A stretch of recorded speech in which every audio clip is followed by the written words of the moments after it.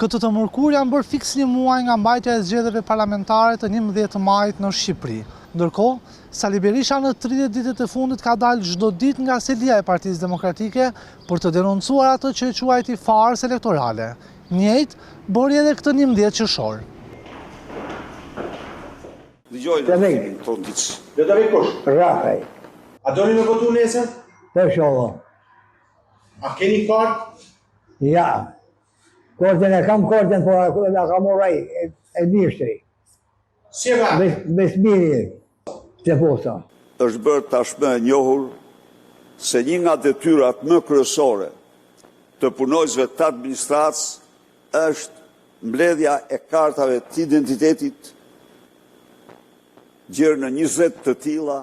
Por në 30 ditët e fundit, Sali Berisha nuk ka thirrur as mbledhjen e strukturave, kryesinë e Partisë Demokratike dhe as Këshillin Kombëtar, ndërsa i pyetur për këtë mungesë mbledhjes, Sali Berisha ka këtë përgjigje. Kush ja sjell kryetarit këto thotë? I mbin nga qielli? Të gjitha strukturat e Partisë Demokratike janë të angazhuara në identifikimin, në verifikimin dhe certifikimin e farsës elektorale.